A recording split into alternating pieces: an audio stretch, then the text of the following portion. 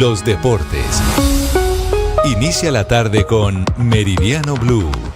Dirige Ricardo Ospina. 1:08 p.m. Bienvenidos a las noticias. Soy Juan Camilo Maldonado. Se está gestando un preocupante clima de tensión social en Colombia por una ola de paros y bloqueos en el país. Hay paro de carboneros, de paperos, de parameros y protestas mineras que ya están generando millonarias pérdidas en Colombia. En instantes, las cifras y los periodistas en los principales puntos de las protestas. Aprendan del espíritu pacifista de Hiroshima y empiecen de inmediato a debatir un marco de seguridad basado en la confianza a través del diálogo. Fue la declaración anual de paz pronunciada con motivo del aniversario 80 del bombardeo atómico de la ciudad. El alcalde de Hiroshima, Matsui Kazumi. Muy pertinente estas palabras en estos momentos en el que el mundo está en llamas. Les tenemos la crónica especial del bombardeo de Hiroshima. Y en esta emisión también espere la controversia. Al congresista que llegue tarde a la plenaria de ahora en adelante se le va a descontar un día de sueldo. Los honorables parlamentarios se ganan 52 millones de pesos.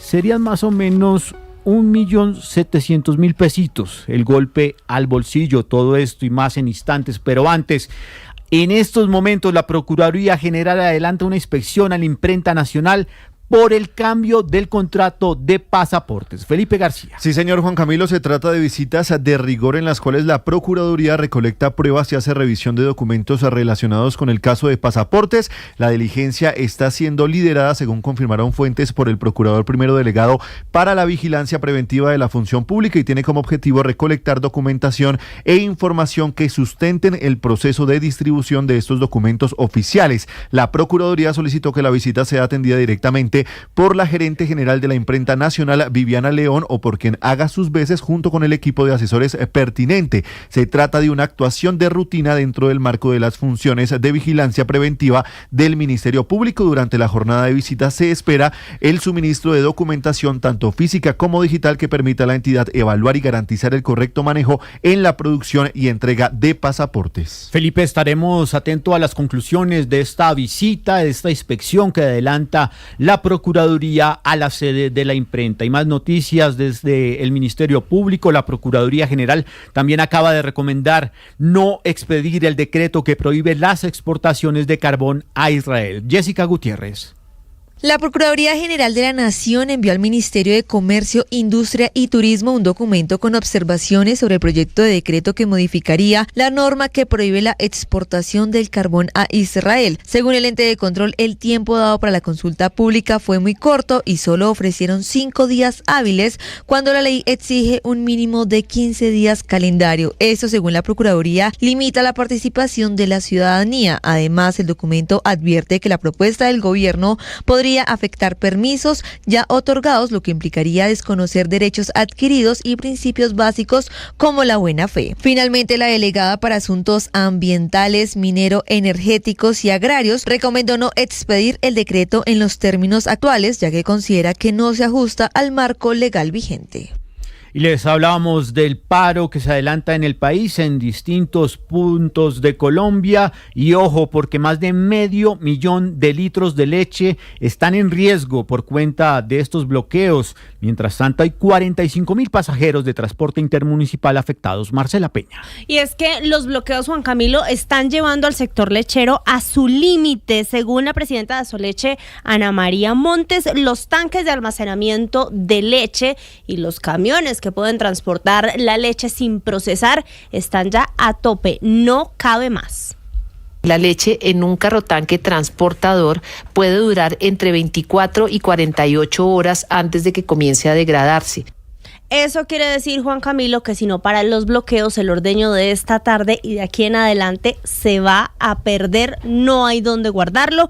Los lecheros podrían estar botando su leche. Mientras tanto, los transportadores de pasajeros dicen que se han perdido más de 1.000 millones de pesos por los bloqueos. Unos 45,000 pasajeros se han visto afectados y se han cancelado más de 800 despachos en el país. Marcela, y vamos de inmediato a uno de los puntos más graves de este paro, al departamento del Boyacá. ¿Qué está pasando a esta hora, Jairo Niño?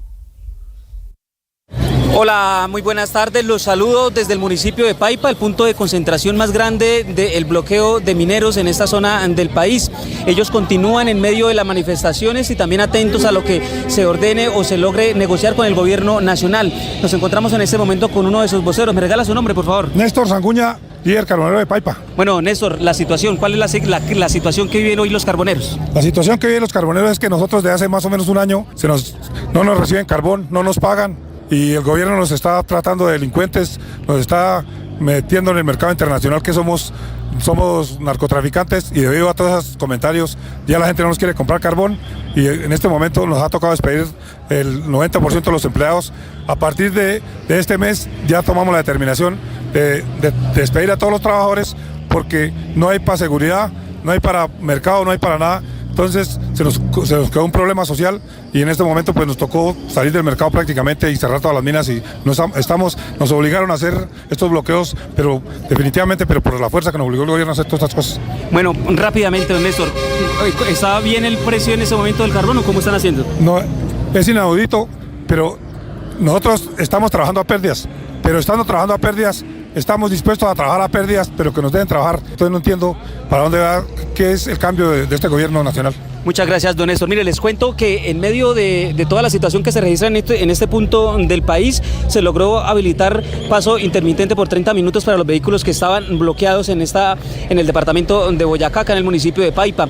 Aproximadamente 4.000 vehículos se alcanzaron a movilizar el día de hoy con este paso intermitente. Ya vamos a los otros puntos de protestas, de bloqueos, Marcela, y es que si usted lo ve, sí, en el plato del corrientazo ya hay paro papero, ya hay paro de arroz y obviamente ya comienzan a subir los otros suministros por cuenta de estos bloqueos, la carne y los vegetales. Pues y si no puede llegar la comida de Boyacá, que es una despensa muy importante en especial para Bogotá, pues la cosa se nos complica.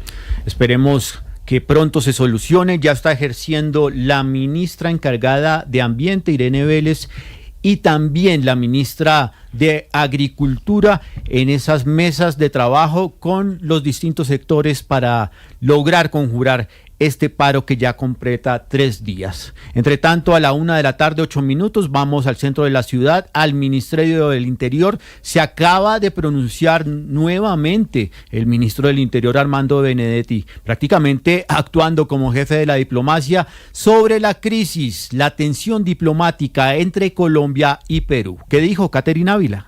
La ceremonia de conmemoración de la batalla de Boyacá está para las 10 de la mañana, va a ser en el Parque Santander de Leticia y se espera un discurso del presidente Gustavo Petro en el que además del balance normal de sus 3 años de gobierno, hable de la disputa territorial de la isla Santa Rosa, ubicada en pleno río Amazonas, en la frontera entre Colombia y Perú. El presidente Gustavo Petro dice que es un territorio de Colombia y Perú, argumenta que lleva décadas ejerciendo un poder legítimo sobre este territorio. El ministro del Interior, Armando Benedetti, se refirió a este discurso. Pero obviamente la intención de ir allá es hablar sobre soberanía, hablar sobre independencia y que por una ley no nos pueden quitar o pueden cambiar los límites con Perú porque se debió haber hecho siempre en una comisión binacional que se llama COMPEFIR y que ahí era donde tenía que resolverse o dirimir si había un conflicto entre o en las fronteras y resulta que lo hicieron mediante una ley desde Perú. En diferentes partes del mundo hay varios municipios que están más cerca o no de otro, pero es que ese no es el tema. El tema es que se tiene que delimitar, no porque hay un bar peruano, entonces es de Perú. Tiene que haber una delimitación. Todo el gabinete va a acompañar al presidente Gustavo Petro en esta ceremonia que se realizará mañana, inusualmente en otra región del país distinta a Boyacá. Mucha atención, asesinaron a un líder social en zona rural de Jamundí. Los detalles con Hugo Mario Palomar. Juan Camilo, hombres armados llegaron a la vereda del Descanso del corregimiento de Villacolombia, zona montañosa del municipio de Jamundí Valle. Según la comunidad, intentaron secuestrar al vicepresidente de la Junta de Acción Comunal, Rual Martínez. El líder social opuso resistencia y por eso fue asesinado a disparos. En esta zona delinque la estructura criminal Jaime Martínez de las disidencias de las FARC. Este es el mismo grupo que está detrás de los atentados terroristas en Cali y las sazonadas contra la fuerza pública en Jamundí. El director de Indepaz, Leonardo González, habló sobre este crimen. Cabe anotar que la imposición de normas y otras formas de control social por parte de estos actores armados representa un riesgo constante para los derechos fundamentales de las comunidades que habitan en el territorio y la defensa de las juntas de acción comunal. Con Rúbal Martínez son 95 los líderes sociales asesinados en el 2025. Hace un año, justamente allí en Villa Colombia, también fue asesinado Jerry Gaitán. Él era el presidente de la misma Junta de Acción Comunal de este corregimiento, Juan Camilo. Hugo Mario, y vamos ahora con noticias de Bogotá. En el centro de la capital del país se inauguró el primero de 3 baños inteligentes. Nicolás Rodríguez. Se está inaugurando lo que ustedes ven atrás en imágenes, es el primero de 3 baños inteligentes que van a ser instalados en el centro de la capital. El baño que ustedes ven es un baño que literalmente funciona solo. Al entrar y después de utilizarlo cada 15 minutos, este baño se va a lavar solo. Un baño muy aseado que está al servicio de los bogotanos en esta cuadra que además ha sido recuperada por la Dirección de Espacio Público de Bogotá. Lucía Bastidas es la directora de Espacio Público del distrito. La taza para personas con discapacidad, cambiador de pañales para los niños, usted hace lo que tenga que hacer, 1 o 2, baja la cisterna, 15 minutos máximo por si alguien se quiere quedar dentro del baño, 15 minutos y se abre, y cuando usted sale, cierra la puerta y el baño inmediatamente, la taza se lava cada vez que entra y sale una persona, y cada 10 entradas de personas se lava el piso del baño. Pero también el distrito confirma lo siguiente: por este primer mes, por esta inauguración, el baño va a ser completamente gratis en el servicio. Después de pasado este tiempo, con su tarjeta Tu Llave, usted la colocará en un lector y solo tendrá que pagar 1.000 pesos por usar este baño inteligente que está ubicado al lado del edificio Murillo Toro en el centro de Bogotá.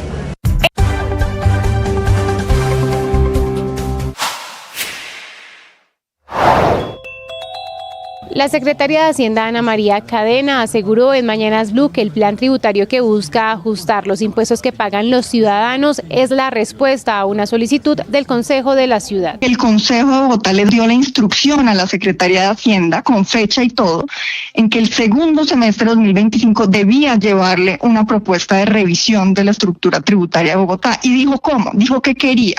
Dijo que quería que eso hiciera que la ciudad fuera más competitiva, dijo que quería que hubiera incentivos, dijo que... Fútbol, ciclismo, béisbol, baloncesto, automóvil, todos en Meridiano Blue.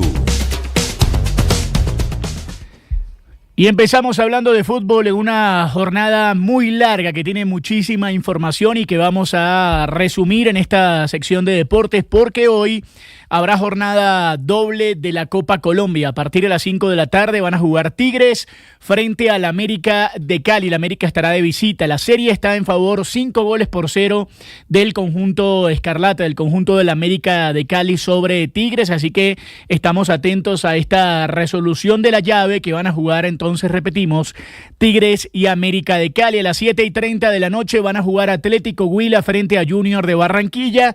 Esa serie está totalmente abierta, 2-2, así que muy buen partido nos espera esta noche entre Huila y Junior para definir quién pasa a la próxima ronda. Esto entonces dentro de la Copa Colombia. También el día de hoy habrá Leagues Cup, algunos partidos interesantes. Orlando City, el equipo de Muriel frente al Necaxa a las 6 de la tarde. A las 6:30 Inter Miami, el equipo de Lionel Messi, que no tendrá a la estrella del fútbol mundial, frente a Pumas de la UNAM, que tampoco tendrá a Keylor Navas. Mientras tanto, a las 8:30 de la noche, América, las Águilas del América de México frente al Portland Timbers, y a las 10 el Seattle Sounders frente a los Cholos de Tijuana. También el día de hoy se jugarán varios partidos amistosos importantes, entre ellos uno que va a tener el Betis de Sevilla, el equipo de los colombianos, del Cucho Hernández y de Osa. Cucho Hernández será titular para enfrentar al Como a partir de la 1:30 de la tarde. En 15 minutos se va a jugar ese partido. Ya están jugando Arsenal y Villarreal. Van a jugar también Aston Villa y la Roma. Así que estaremos atentos a todas las novedades con respecto a estos duelos amistosos.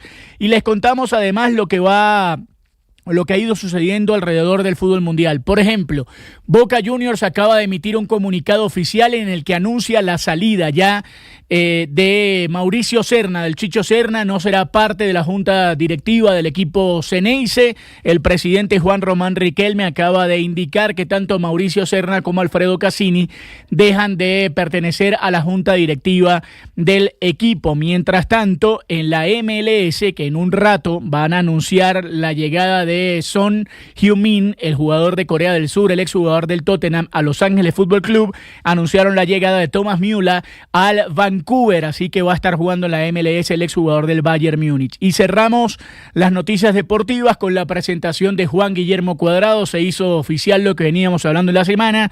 Juan Guillermo Cuadrado se queda en el fútbol italiano, va a jugar con el Pisa, así que el volante colombiano ya tiene nuevo equipo. Así que muchísimas novedades, muchísimas noticias, por supuesto estaremos todos atentos.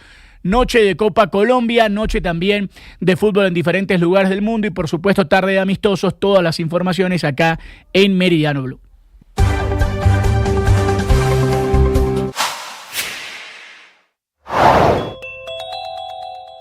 Están entrando hoy en vigencia los aranceles 50% a productos procedentes de Brasil. Mañana jueves entran los aranceles recíprocos, cifras que se están conociendo hoy que le dan de momento, salvo la inflación, nada más y nada menos la razón, porque están recogiendo, por supuesto, mucho más por cuenta de lo que allí en inglés dicen las tarifas, los aranceles. Era de esperarse, es una trepada en la recolección de plata gracias a los aranceles que solo puede ser explicada por la política de impuestos del presidente Trump para quienes quieren traer sus productos a Estados Unidos. Desde abril, cuando inició su guerra con... Mucha atención en estos momentos, la agencia AFP está informando que la televisión estatal en Sudán afirma que destruyó un avión con mercenarios colombianos a bordo. Es información en desarrollo. ¿Qué dice la agencia AFP, Marcela? Dice que la Fuerza Aérea Sudanesa destruyó un avión de Emiratos Árabes Unidos que transportaba mercenarios colombianos al aterrizar en un aeropuerto controlado por paramilitares en la región de Darfur, en el oeste del país. El aparato fue bombardeado y completamente destruido, es lo que dicen, durante su aterrizaje en el aeropuerto de Niala, en Darfur del Sur, declaró a la AFP una fuente militar bajo la condición de anonimato. Este aeropuerto ha sido atacado recientemente en varias ocasiones por bombardeos aéreos del ejército sudanés en guerra contra los paramilitares de las fuerzas de apoyo rápido desde abril de 2023. Es información en desarrollo. Recordemos que precisamente el gobierno de Sudán había expresado en los últimos días su malestar ante las Naciones Unidas y ante el gobierno colombiano por la llegada de mercenarios colombianos para participar en la guerra de Darfur.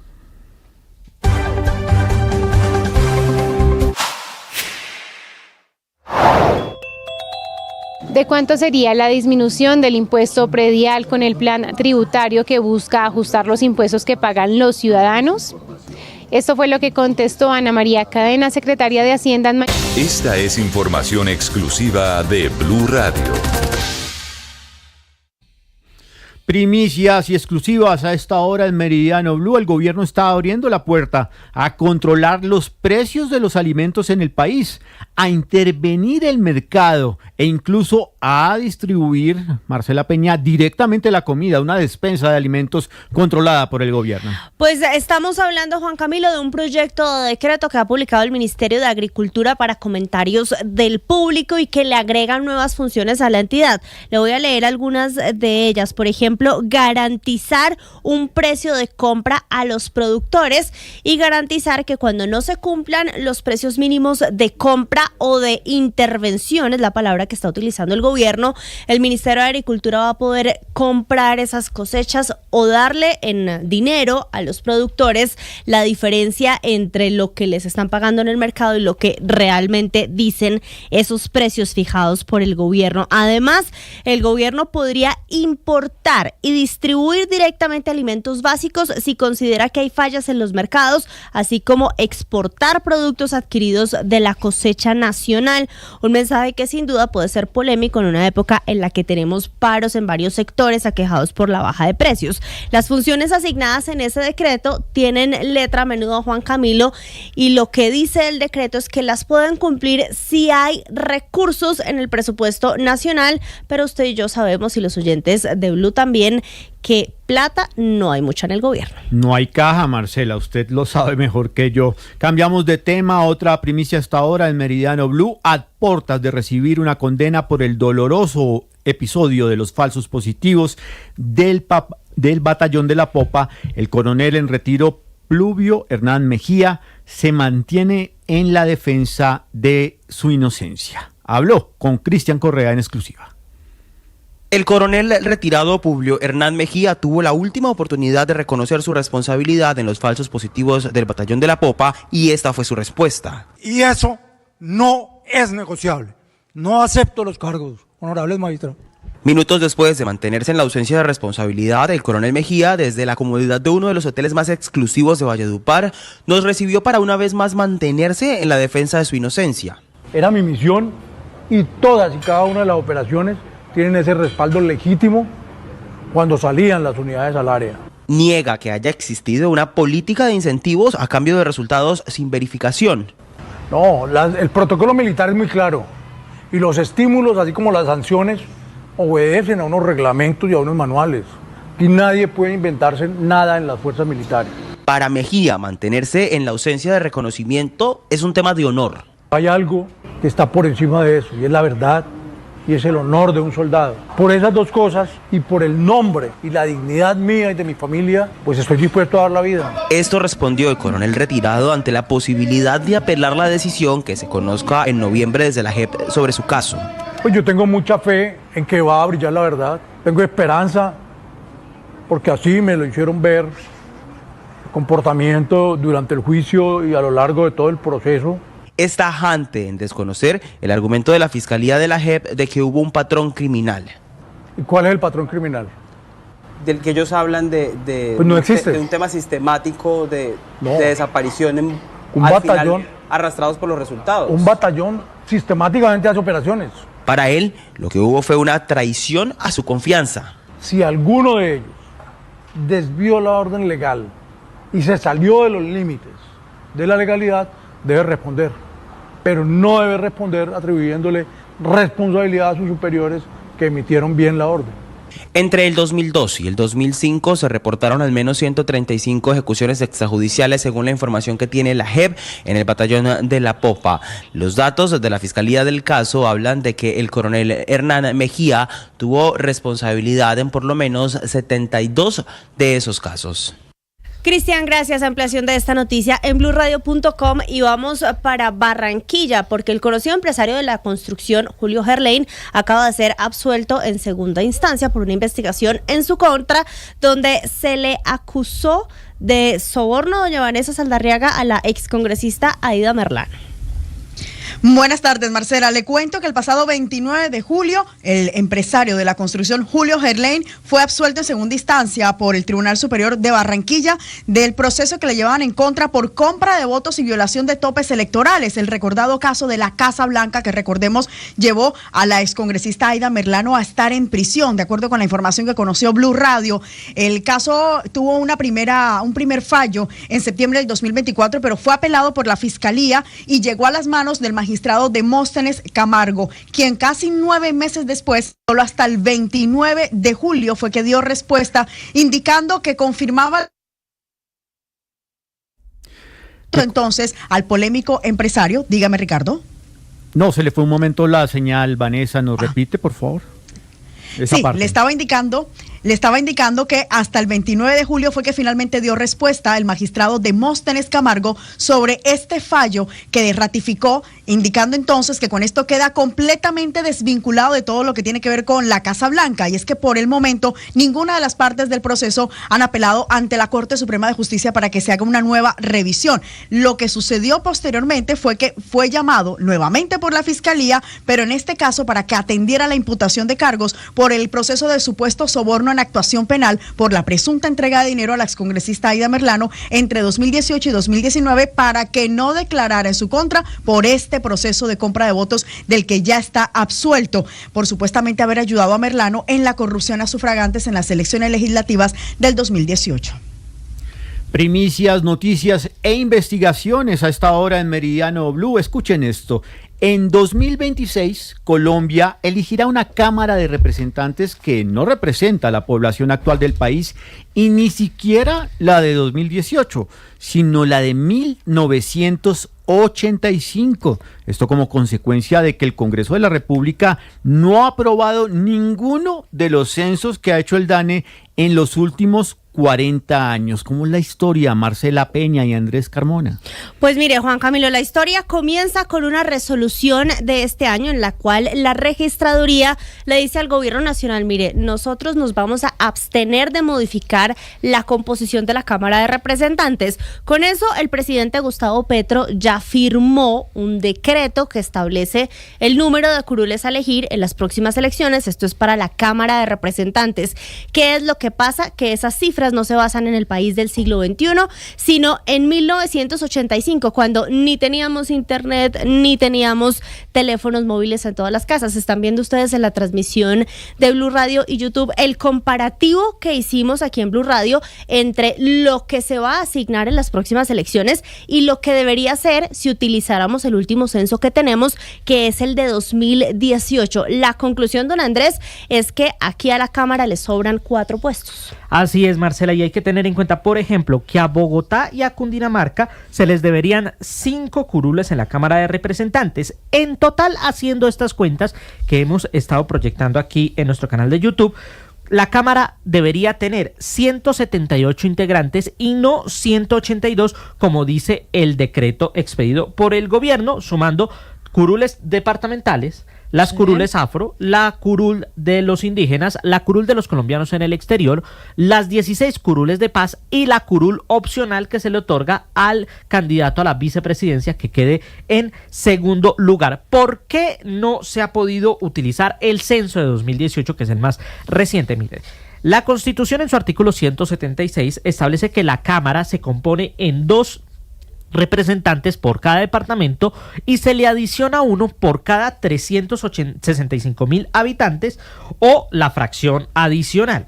Sí. Todo esto establece, según un acto legislativo del año 2005 y que fue actualizado en 2012 y 2013, de que para actualizar esas curules se debía tener en cuenta el censo aprobado por ley en el Congreso de la República. Y ese censo pues nunca se aprobó. Nosotros aquí le estuvimos haciendo seguimiento al tema. En 2020, el entonces director del DANE, Juan Daniel Oviedo, lo llevó al Congreso y allá se lo hundieron en el primer debate. Ni siquiera se dio el primer debate, se archivó por falta de trámite. Le preguntamos al hoy precandidato a la presidencia, bueno, ¿qué hizo el gobierno para que se aprobara? Y él nos dice, hicimos 2 intentos más. Adicionalmente, en la reforma al Código Electoral, intentamos que se incorporara el ajuste a las curules y la aprobación del censo de 2018 para ese propósito y tampoco lo logramos. Y en tercer lugar, con el proyecto de ley de estadísticas oficiales que fue de iniciativa de nuestra administración cuando fui director de DANE, derogábamos ese requisito de aprobar por ley.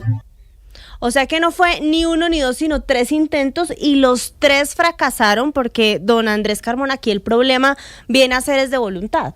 Así es, Marcela, y es que hay que tener en cuenta que quien expide la certificación de cuántas curules se van a elegir en las elecciones es la Registraduría Nacional del Estado Civil. Consultamos al exregistrador delegado para lo electoral, Nicolás Farfán Namén, quien dejó claro que esto es un tema de voluntad política. Escucha. Podría pensarse que el Congreso de la República ha sido reacio a aprobar cualquier tipo de censo electoral diferente al del año 85, en la medida que le cambia la configuración política en el número de curules a proveer en el Congreso.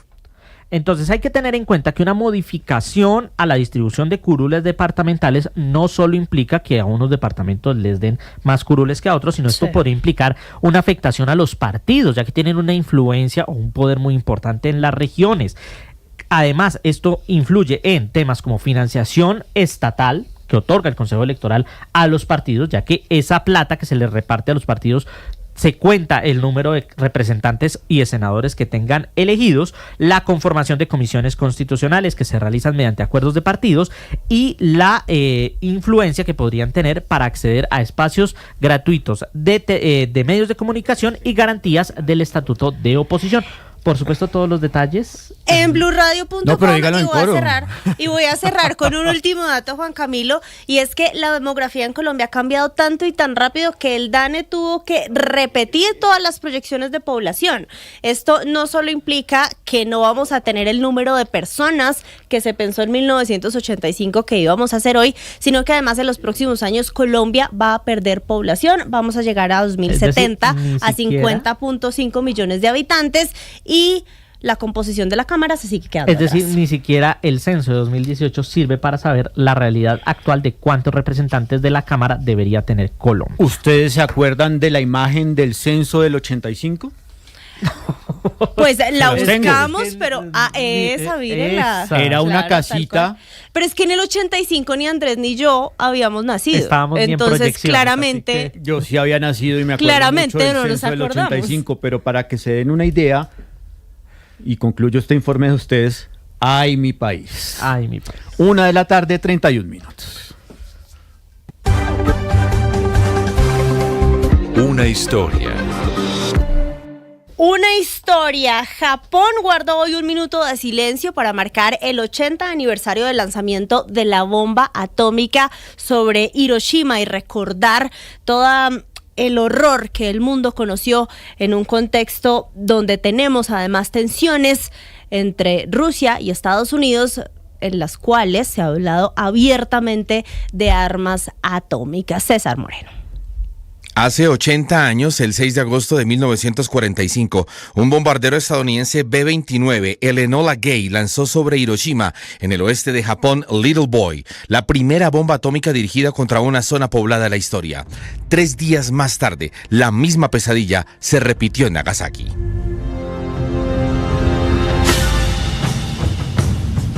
Los devastadores efectos de estas dos bombas nucleares, las únicas que se han utilizado hasta la fecha en tiempos de guerra, que causaron la muerte de 140.000 personas en Hiroshima y 74.000 en Nagasaki entre agosto y finales de 1945, aún siguen atormentando al mundo.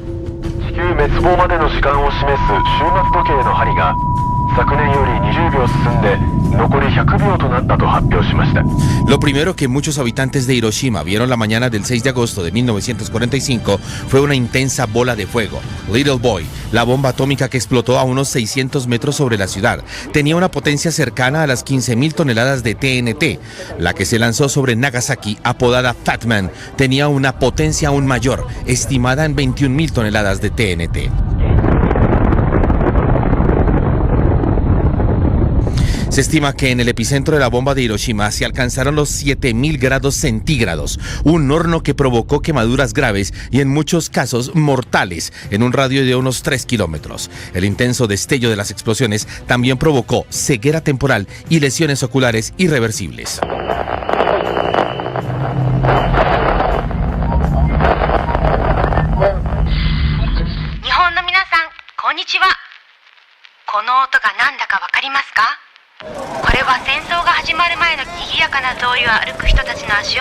La radiación térmica que siguió a las explosiones en una fracción de segundo provocó numerosos incendios que devastaron varios kilómetros cuadrados en Hiroshima y Nagasaki, donde la mayoría de las construcciones eran entonces de madera. Las quemaduras y los incendios habrían sido la causa de más de la mitad de las muertes inmediatas en Hiroshima. Muchas personas también murieron o resultaron gravemente heridas por los escombros que salieron disparados, otras por el derrumbe de edificios o al ser lanzadas por los aires. Las explosiones atómicas también emitieron radiaciones nocivas a corto y largo plazo. La enfermedad de los rayos, así se llamó, afectó a muchos de los que sobrevivieron a la devastación inmediata en esas dos ciudades japonesas. Los síndromes por radiación aguda, vómitos, dolores de cabeza, diarreas, hemorragias, pérdida de cabello, podrían provocar la muerte en cuestión de semanas o meses. Y los llamados hibukasha, los supervivientes de la bomba en japonés, quedaron expuestos durante el resto de sus vidas a un mayor riesgo de desarrollar ciertos tipos de cáncer. Pero, ¿fue el fin de la guerra? Para los vencedores como el presidente Harry Truman de Estados Unidos, sí. A short time ago, an American airplane dropped one bomb on Hiroshima and destroyed its usefulness to the enemy. That bomb has more power than 20,000 tons of TNT. The Japanese began the war from the air at Pearl Harbor. They have been repaid many-fold, and the end is not yet. Para el resto de la humanidad, fue el disparador de salida para una carrera armamentística nuclear, sobre todo para los vencedores hace 80 años, Estados Unidos y la Unión Soviética, hoy Rusia. Y en el 2019, el Papa Francisco visitó Hiroshima y Nagasaki para reiterar su no a las armas atómicas y dijo que la guerra es simplemente una derrota para la humanidad. La guerra destruye siempre. La guerra non semina amore, semina odio. La guerra è una vera sconfitta umana.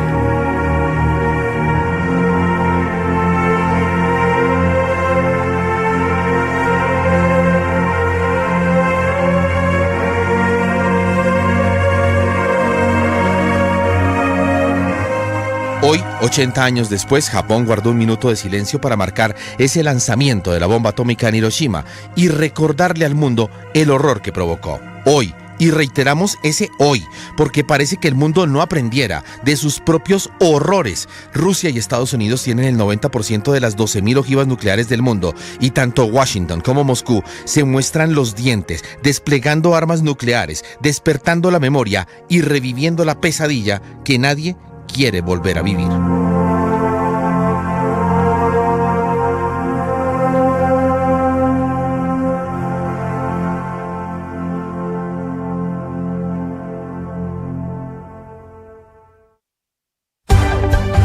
A esta hora en Meridiano Blue, Margarita, quiero contarle que en Cartago, Valle del Cauca, acaba de abrir sus puertas el primer Centro Integral de Desarrollo de Colombia, una iniciativa que hace la diferencia gracias a la gobernación del Valle del Cauca y a la gobernadora Dilian Francisca Toro. Y mire, Sebastián, que para complementar esta información, yo le quiero contar que este centro, primero que todo, no es un lugar de solamente cuidado, es un espacio 24/7, diseñado para apoyar a dos grupos muy importantes. Por un lado, le cuento a madres y padres de niños con discapacidad y por el otro a quienes trabajan o estudian en horarios nocturnos. Buenísimo. Muchísima gente estudia en estos horarios y pues es muy conveniente. Y además le cuento que es una solución real para problemas cotidianos que muchas personas enfrentan. Que demasiadas personas se enfrentan. Lo mejor es que no solo cuidan a los niños, también a los padres y madres de familia, para que logren también su autonomía económica, brindándoles apoyo físico y mental. Y bueno, para todos los que nos están escuchando y viendo en este momento, muy importante decir que este centro ya está beneficiando a 25 mujeres cuidadoras. Buenísimo. A 25 personas con discapacidad y por otra parte a 35 niños y niñas a través del programa Arrullo, que es en las noches. Iniciativas de la gobernación del Valle del Cauca que cambian el país. Sigan ustedes en Meridiano Blue.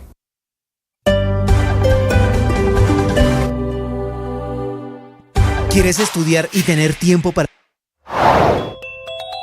Teniendo en cuenta la tensión política entre Colombia y Perú por la isla Santa Rosa, en Mañanas Blue el profesor e investigador Santiago Duque hace un llamado para que se tomen las medidas para controlar el cauce del río Amazonas y evitar que Leticia pierda completamente el acceso a este río. El río va más lento, el flujo del agua por los brazos colombianos va más lento, entonces todos los sedimentos, eso se llama caudal sólido, que trae desde los Andes, se van depositando, forma barras de arena, forma playas, las playas permiten que la vegetación llegue y se construye la isla. Eso son decisiones del río, esto es un proceso natural, morfológico de cómo está construido el río. ¿Y entonces, eso no es reversible? Es controlable para mejorar un poco. Muy difícil ya devolverlo todo porque estamos con el río más grande del mundo, pero en el estudio del 2007 se le dijo en vías que había que hacer, pero no lo hizo. Pero todavía se puede hacer. Es el momento propicio para que Colombia tome decisiones contundentes para recuperar el río Amazonas y dialogue con los hermanos peruanos para reconstruir el territorio que es muy nuevo y muy diferente a cuando se hizo el tratado. Sigan la entrevista completa en nuestro canal de YouTube. En Blue le ponemos cara a la radio. En Mañanas Blue, la secretaria de Hacienda, Ana María Cadena, aseguró que con el plan tributario que busca ajustar los impuestos que pagan los ciudadanos, se podrá invertir el presupuesto de la ciudad en otros proyectos como comedores comunitarios y subsidios de vivienda. Nosotros del presupuesto de todos, de los impuestos, de la gente que paga impuestos en el estrato 1 y en el 2, usamos 300.000 millones para pagar ese alumbrado. ¿Qué pasa? Que con esos 300.000 millones, por ejemplo, podríamos entregar 14.000 subsidios de vivienda. Bogotá tiene el programa de subsidios de vivienda más ambicioso que ha tenido la ciudad en la historia. Podríamos atender 50.000 personas en comedores comunitarios. Podríamos construir y dotar 4 colegios. O muy importante, un proyecto que el alcalde quiere sacar adelante y que incluso no se pensó desde el plan de desarrollo, la conectividad social. Podríamos conectar 200.000 familias a Internet. ¿Usted sabe qué significa hoy no tener acceso a Internet en términos de bloqueo para oportunidades de trabajo, de educación, etcétera? Entonces sí es un mensaje que queremos que entre todos logremos una mejor iluminación para Bogotá y que esos recursos... Esto es lo que usted debe saber a esta hora en Meridiano Blue. 1:41. Marcela, ¿usted ha ido al Estadio El Campín? Sí, claro. ¿Cómo le parece? Pues no conozco muchos estadios, pero yo me divierto cada vez que voy. Es un Me emblema parece de lindo. Bogotá. Uno sufre, llora cuando va a los partidos, salta y brinca cuando va a un concierto. Es un emblema de la capital del país, pero en el marco del cumpleaños 487 de Bogotá, sí, el alcalde de la ciudad anunció que el estadio Nemesio Camacho El Campín será demolido totalmente y reemplazado por uno nuevo en otro sitio. Pues a estrenar. ¿Sí? Pues claro, pues... Afuera lo viejo, bienvenido lo nuevo. Pues no solo aplica para ascensos y para estadios, pues si nos van a hacer uno más bonito, ¿por qué no? Será una transformación total con capacidad para más de 50.000 personas y los detalles los tiene hasta ahora Nicolás Rodríguez.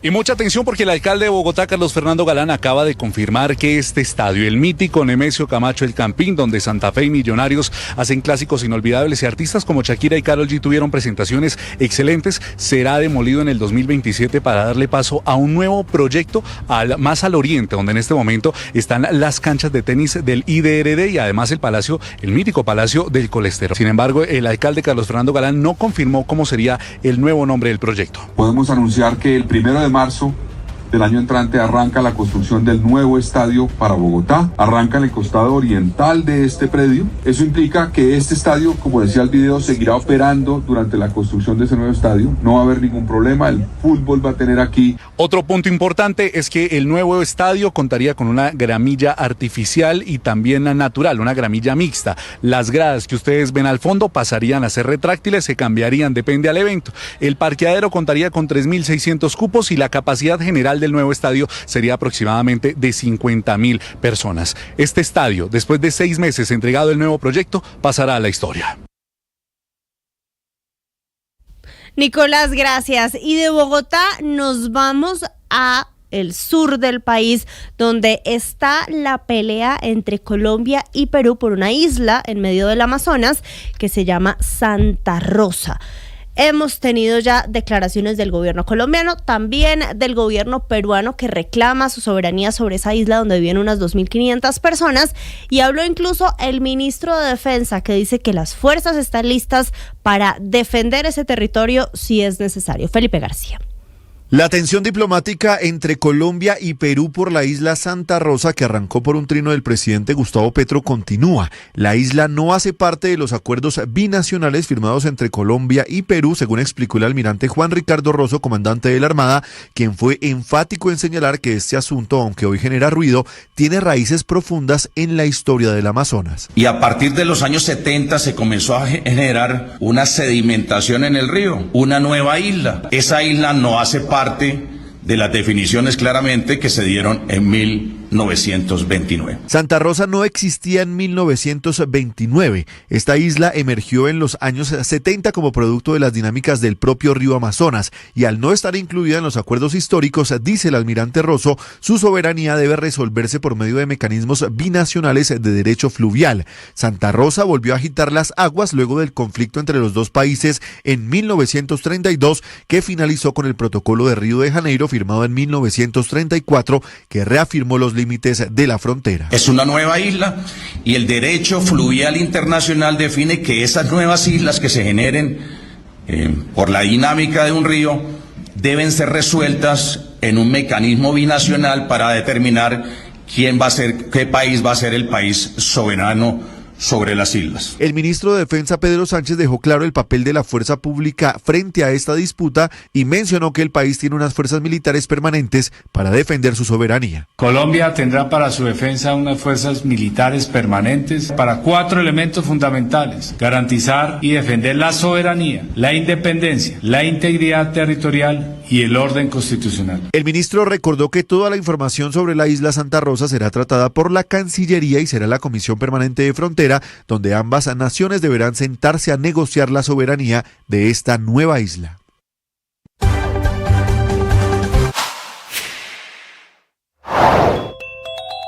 Apple está anunciando, atención, que va a fabricar sus teléfonos celulares después de los aranceles, después de la pelea con Trump de la semana pasada, con una inversión gigante. Le van a meter muchos miles de millones de dólares y Apple efectivamente va a comenzar a producir en los Estados Unidos. Apple, recordemos que sus celulares y sus dispositivos los fabrica fundamentalmente en países con un costo de mano de obra más bajo, por ejemplo Vietnam y China, pero en medio de la guerra arancelaria del presidente Trump, Tim Cook, quien es el presidente de la compañía, junto al presidente de los Estados Unidos, van a hacer un anuncio desde el despacho Oval. Una inversión por $100.000 millones para promover empleos en el sector de las manufacturas en Estados Unidos, enfocados fundamentalmente a iniciar una línea de producción de estos dispositivos a nivel nacional en Estados Unidos por trabajadores estadounidenses. Ahora bien, ¿cuánto podría costar un dispositivo iPhone que sea fabricado en Estados Unidos? Pues las últimas estimaciones, tras lo que fue el inicio de la guerra arancelaria del presidente Donald Trump en el mes de abril, algunas estimaciones decían que si se tenía que correr la producción de Apple a territorio estadounidense, incluso el precio de un iPhone podía treparse a unos $3.500. Ahora bien, eso era previo a este anuncio de una inversión por $100.000 millones por parte de la compañía Apple, y también habrá que ver si hay algún tipo de compromiso por parte del gobierno federal para impulsar la producción de estos dispositivos en territorio estadounidense. Todo listo para el Colombia Tech Week, gran festival tecnológico y de innovación. Pues lo que usted debe saber a esta hora en Meridiano Blue. Usted debe saber que en pocos minutos comienza la reunión entre el gobierno nacional y los paperos que siguen en paro en el departamento de Boyacá. Don Juan Esteban Castañeda, ¿qué es lo que están pidiendo? Hola Marcela, ¿qué tal? Muy buenas tardes para usted y para todos los oyentes. Son varias las peticiones que está haciendo el sector papero en la antesala a este diálogo con el gobierno nacional programado para las 2 de la tarde. Una de ellas es que se controle la papa que llega por el Ecuador, principalmente la que viene por las trochas de ese país en modo de contrabando. También están exigiendo una regulación para la papa prefrita congelada que se importa de otros países, y están pidiendo también una negociación en materia de impuestos con los que cuenta el sector. Estos son los puntos principales que se abordarán en esa primera mesa de hoy, en donde los paperos esperan la presencia de la ministra de Agricultura, Marta Carvajalino. Esto fue lo que nos dijo Orlando Molina, papero de Cundinamarca. Esperamos que la señora ministra, vuelvo, repito, nos dé la cara, y segundo, nos diga con cuántos recursos cuenta el Ministerio de Agricultura, la Agencia Nacional de Desarrollo o las entidades que les corresponde invertir para implementar las acciones y las medidas que nosotros estamos solicitando a fin de mitigar la crisis. Si hay los recursos para mirar cada una de las problemáticas, pues nos quedaremos revisando qué acciones se implementan y con qué recursos contamos para implementar cada una de esas acciones. Si no hay recursos, pues la verdad creo que será muy corto, nos levantaremos, porque sin recursos no hay ningún tipo de solución. Esa es la advertencia que están haciendo los paperos. Advierten también que si no hay una pronta solución a ese pliego de peticiones que acabamos de mencionar, se tomarán las vías del país, tal y como ya hicieron los mineros y los arroceros. Juan, y mientras esto pasa en Bogotá, la ministra de Ambiente encargada, Irene Vélez, se encuentra en Boyacá y comenzó a ejercer en la instalación de las mesas de diálogos con paperos, parameros y mineros. Se aseguró que existe un respaldo del presidente Gustavo Petro en los compromisos que se lleguen a acordar en estas mesas de diálogo. Le preocupa la seguridad jurídica de los cambios, de las regulaciones. Yo sé que en el ambiente también está el hecho de que yo llegué ayer y además estoy encargada y no en propiedad. Entonces, ¿qué tanta legitimidad o qué tanto seguimiento o qué tanto compromiso se puede asumir? Y en esto quiero ser enfática y esta es una decisión del presidente Gustavo Petro y nosotros aquí somos los ejecutores de esas ideas y lo hacemos como una mesa intersectorial de gobierno.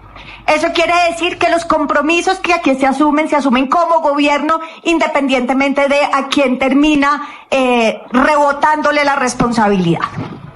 En segundo lugar, quisiera pedirles excusas también. Entiendo que ha habido unos incumplimientos que... En Carulla y Éxito, miércoles de...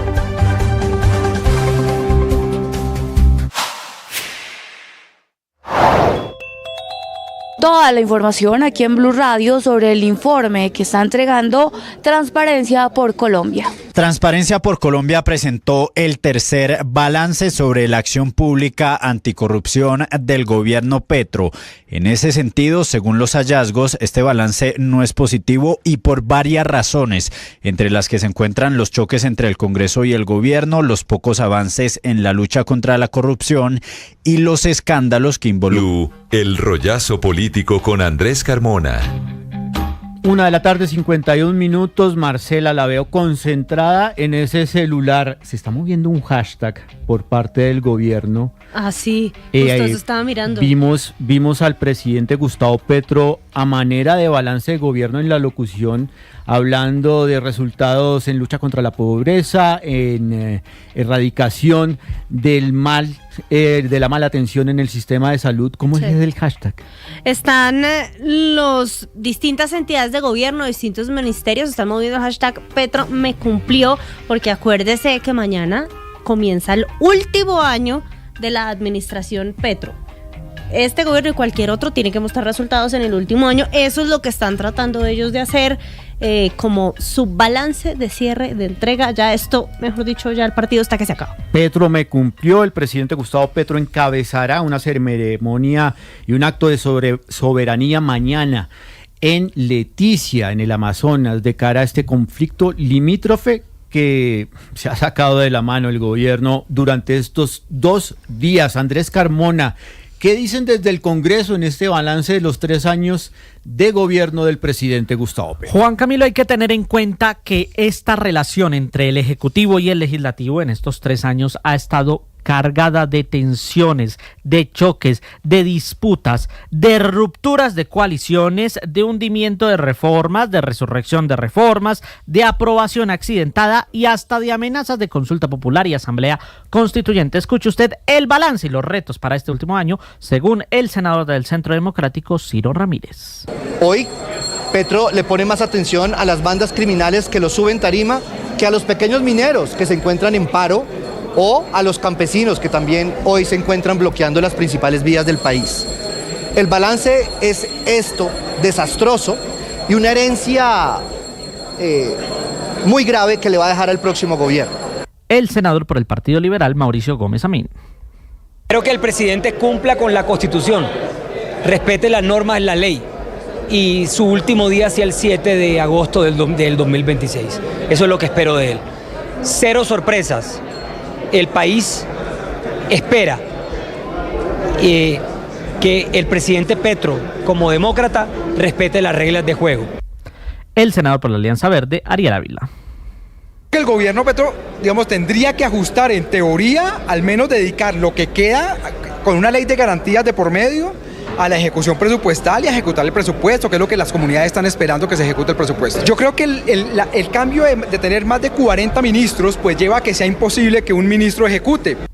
Retos en este último año con el Congreso: presupuesto, reforma tributaria, jurisdicción agraria, reforma a la salud, ley de competencias, ley de sometimiento a modificación de la paz total, y lograr que el Congreso opere en un año electoral en el que los congresistas prefieren estar en la calle buscando votos que operando leyes en el Congreso. Marcela, ahora que usted decía el hashtag Petro me cumplió, que se está moviendo a esta hora en la red de X, previo a la locución que estaba programada para el lunes y que terminó siendo el martes, el presidente Petro se reunió con influencers. Es Ay, decir, sí, la sí he visto los locución videos. se corrió por una reunión prácticamente de emergencia entre el presidente, el ministro del Interior Armando Benedetti, el pastor Alfredo Sade, jefe de despacho, y varios Oiga, ¿usted ha visto influencers. los videos de algunos de esos influencers? Porque le cuento que yo me encontré uno, yo no sé si Andrés ya lo vio, de una influenciadora que en su momento fue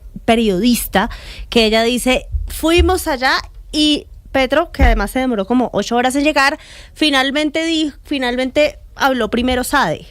Alfredo Sade. Y Alfredo Sade dijo, yo voy a trabajar para que el presidente Petro esté aquí 20 años más. Sí. Y entonces ella dice, yo me levanté y yo dije, yo no quiero eso, a mí me parece que eso no está bien, no lo quiero, no me interesa, no me gusta, y creo que esa reunión salió mal. Pues hasta el momento puede salir bien, Marcela, porque si usted logra convencer a un grupo de personas para que comiencen a hacer una conversación digital, y por ejemplo en este caso Petro me cumplió y tiene ese ejército de influencers, pues la cosa puede ir por buen camino. Para el presidente Petro, al menos en redes sociales. Pues vamos a hablar de algo que no está en redes sociales. Ahorita detrás de aquí del máster me preguntaba don Otoniel si esto era una broma, pero no, no es una broma. De verdad están hablando de descontarle el sueldo a los congresistas que lleguen tarde a las sesiones. Escuchemos a don Mateo Piñeros, que tiene la historia. Después de una reunión con los voceros de los partidos políticos, la mesa directiva de la Cámara de Representantes anunció las reglas de juego acordadas para esta legislatura. Una de estas reglas llamó la atención porque ahora, una vez se abra el registro de la plenaria, los representantes tendrán 1 hora para llegar. Si se tiene que levantar la sesión, los representantes ausentes verán un descuento en un día de salario. El abogado Germán Calderón. Es absolutamente ilegal. Lo que procede es compulsar copias para una investigación disciplinaria a la Procuraduría General de la Nación. En el Congreso hay posiciones encontradas. Alejandro Campos, representante del Pacto Histórico. Pienso uno que la gente tiene que llegar a la plenaria, no puede ser, y a las comisiones que se demoren 1 hora, 2 horas. Estoy de acuerdo que les cuenten el sueldo. Yo he pedido por proposición para que se apruebe en la Cámara, además que no nos paguen los almuerzos. Otra es la posición de Catherine Miranda de la Alianza Verde. Jurídicamente un obstáculo importante porque según la ley quinta, mientras no se configura el quórum decisorio, no se puede entender que hay una sesión formalmente instalada. Y si no hay sesión, no hay base legal para aplicar descuentos salariales por llegadas tarde. Por su parte, el representante de Cambio Radical, Julio César Triana, cuestionó a la mesa directiva. Lo otro es simplemente quedar bien con el gobierno, y lo que esperamos de la mesa directiva es que quede bien con el Congreso y que dé todas las garantías a la oposición que tienen respaldo legal y constitucional. La próxima plenaria será este martes y entonces veremos, si no se logra el quórum, si empiezan los descuentos para los congresistas.